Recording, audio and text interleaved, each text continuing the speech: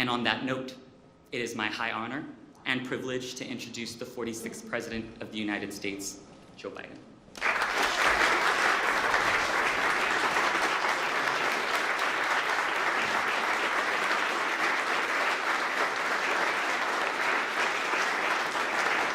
Thank you. Please sit down. Mom, come on up here a minute. Come on.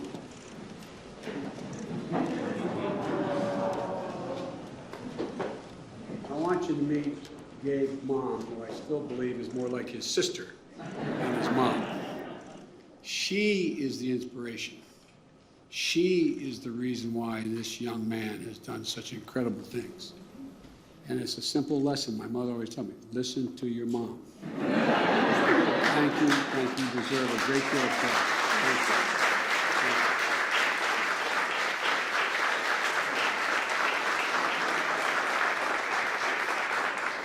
One other thing before I begin my formal remarks. I look out in the audience and I see so many people who've been in this battle for so long.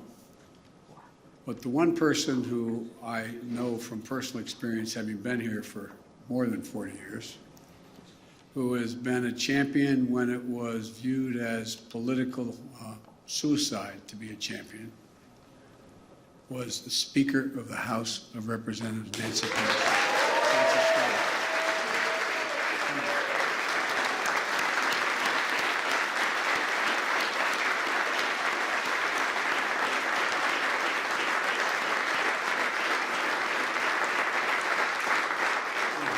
Behind her as well, but Nancy, not a joke. You were the one who started that fight in a way that you took it on with such passion. And it was viewed as a political death sentence to take this issue on at the time. But you did it. You fundamentally changed the way we looked at this. You even got George Bush to lead on this too. No, but all kidding aside, I just want to personally, in front of all these people and all the world, thank you for your incredible work. Ladies and gentlemen, I'm also joined by the second gentleman. He is a hell of a lawyer. And I thank him for being here. And Mr. Secretary, thank you for your leadership of HHS. And I want to thank Gabe for sharing his story. Because, you committed your life to this work, Gabe. I don't know whether you had that plan when you began it, but it's amazing what you've done. It's amazing what one person can do. It's an honor to meet with you both and learn more about the work that you're doing together to support your community. Folks, we're also joined today by many who've been part of this effort for decades, including Dr. Fauci, who is, he's all things.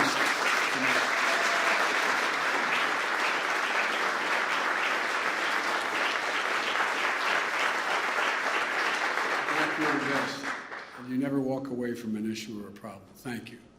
And all of you who contributed so much to this mission of advocating for better prevention services for those at risk of getting HIV and improved care services and living with HIV, breaking down the stigma and disinformation that still exists around HIV/AIDS. I want to thank you. Thank you for your voices and for putting your hearts into your work. Because that's what you do. You put your hearts into work, and people can tell. It's because of all of you and the dedication of scientists and activists around the world that we've been able to dramatically reduce new HIV transmissions and make individuals with HIV today lead long and healthy lives. And it's because of the persistence and resilience of the HIV community that we've changed so much about the way we approach healthcare research and equitable access to services, even relationship between patients and healthcare providers. And it's because of you, and it's not hyperbole to suggest it, that we are within a striking distance of eliminating HIV transmission, within striking distance.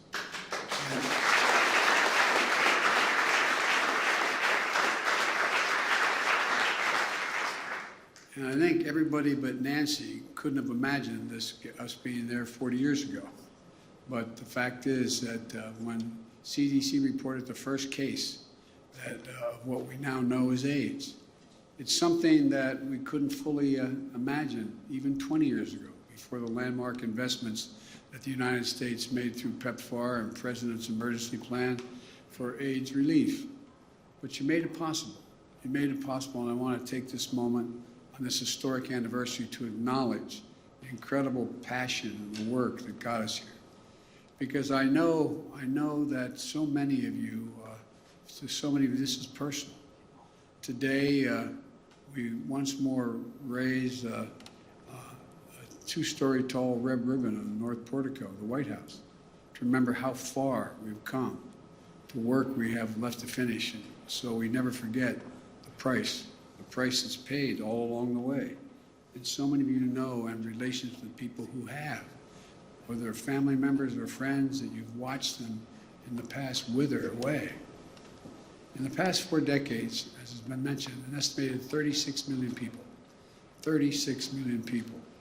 including more than 700,000 here in the United States, have died of AIDS-related illnesses.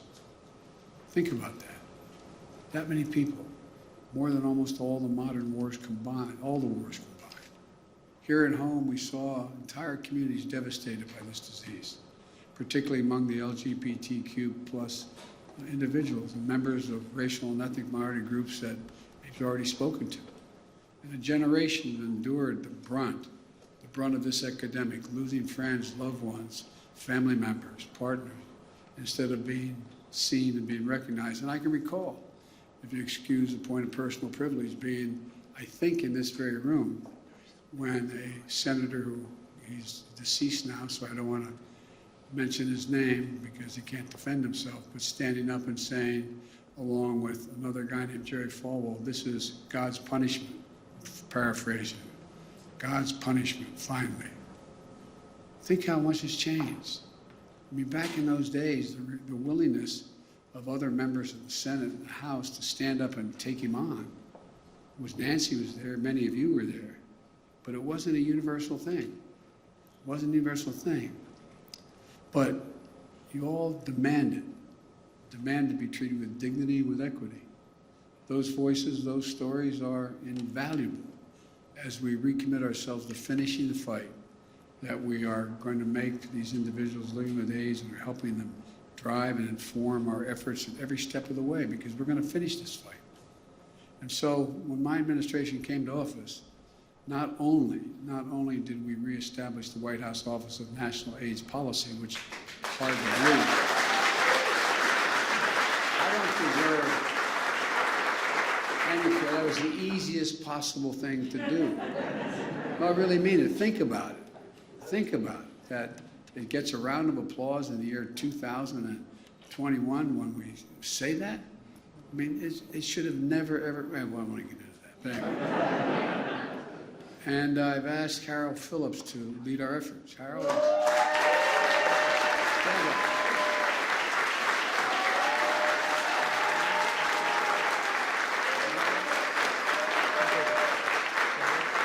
Harold, I think they know you.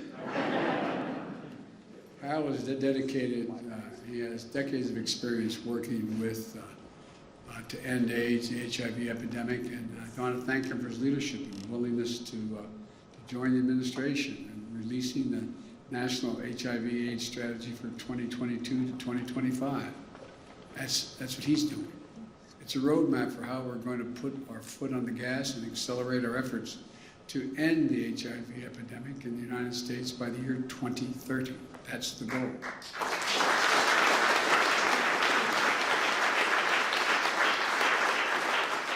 And it centers on the kind of innovative community solutions, community-driven solutions that we know will work. It's a plan to make sure that the latest advances in HIV prevention, diagnosis, and treatment are available to everyone, regardless of their age, race, gender identity, sexual orientation, disability, or other factors.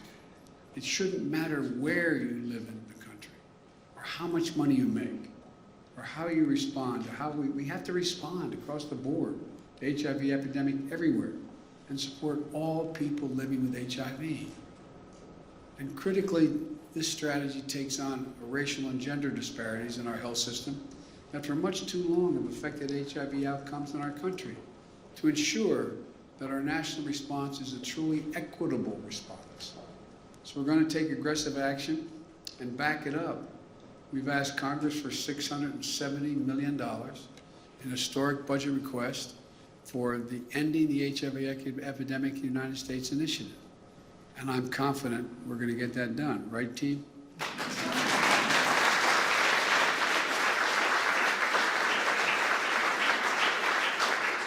We've got some great congressional champions for this work here today, starting with a woman, as I said, I've already mentioned, as she leader of the issue from the moment she set foot in Congress, starting with Nancy, but also Representative Barbara Lee.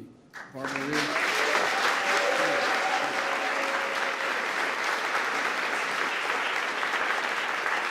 Maxine Waters.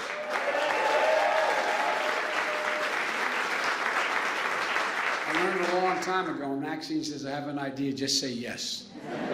Just say yes. And Sean Patrick Maloney. Jennifer, David Cicilline. David. And Jennifer Gonzalez-Cohen.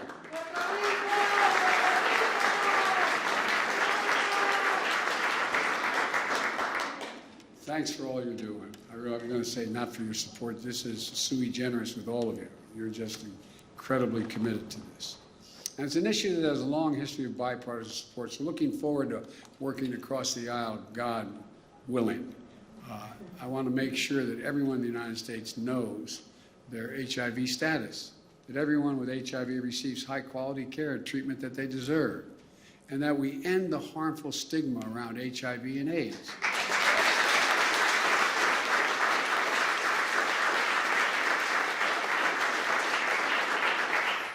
In particular, there's still a large number of states that have HIV criminalization laws that do not reflect an accurate understanding of HIV. For example, HIV cannot be transmitted through saliva.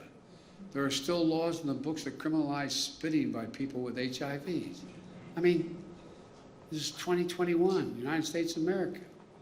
But we have to follow science, and that means eliminating laws that perpetuate discrimination, exacerbate disparities, discourage HIV testing, and take us further away from our goal. We can do this. And as we accelerate our efforts at home, we're not going to let up on the efforts to fight HIV/AIDS globally. Leading reauthorization of PEPFAR in 2008 was among the highlights of my time as chairman of the Foreign Relations Committee. And at the time, by the way, I was not one of the great leaders in this. I always supported the effort, but it was because I was chairman of the committee. And believe it or not, there was a Republican president, and I'm not being a wise guy when I say this, who pushed for PEPFAR as an undeniable proof of the good that American leadership and innovation can achieve in the world when we commit to it.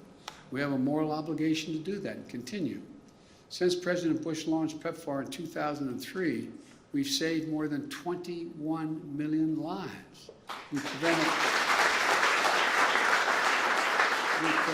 millions of HIV infections, and we've helped at least 20 countries bring their HIV epidemics under control or reach their UN AIDS 90-90-90 treatment targets. That means 90% of the people living with HIV in a country will know their HIV status. 90% of HIV-positive individuals are able to access treatment, and 90% of those receiving treatment for HIVs will have suppressed viral loads. That's within our power. We're doing that. And though through PEPFAR, the United States will support nearly 19 million men, women, and children with life-saving HIV treatment. It's an incredible, incredible achievement. Those are not the only lives saved. They're communities that are strengthened by the talents and contributions of HIV-positive individuals who are here today leading productive lives and leading the community because of what you've all done. And as we have faced COVID-19 pandemic, we've also reaped additional benefits from our decades-long investment in strengthening health systems around the world through PEPFAR. Working through the CDC and USAID, PEPFAR supports more than 70,000 case care facilities, 3,000 laboratories, and nearly 300,000 healthcare workers across 55 countries, all of which have been vital in supporting the global fight against COVID-19. By strengthening countries' ability to fight AIDS, we've also improved our collective ability to fight other diseases. And I want to thank and recognize a guy that I can't believe all he's done, Dr. John Kingasong, I apologize. Doc Kingasong, stand up.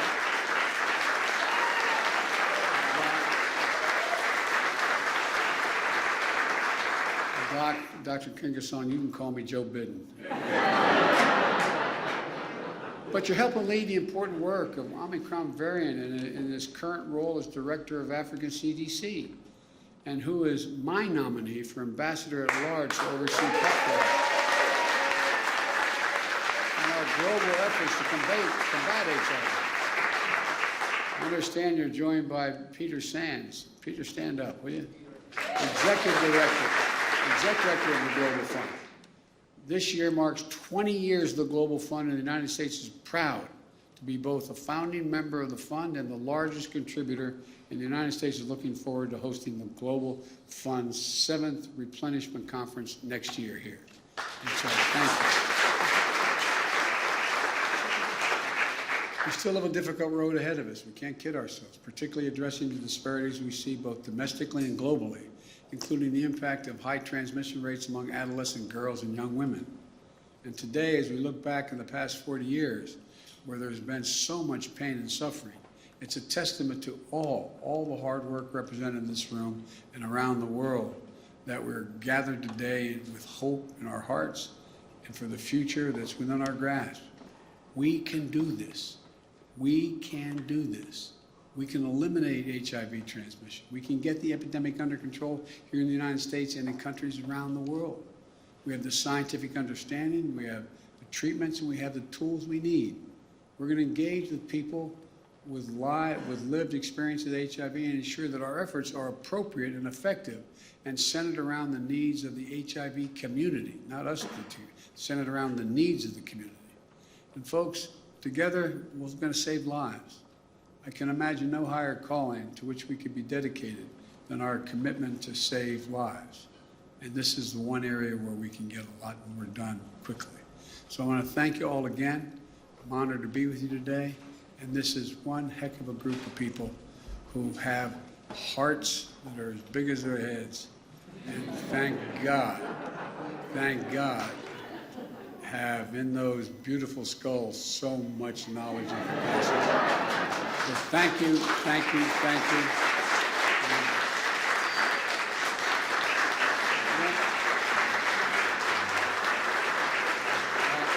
Anyway, thanks.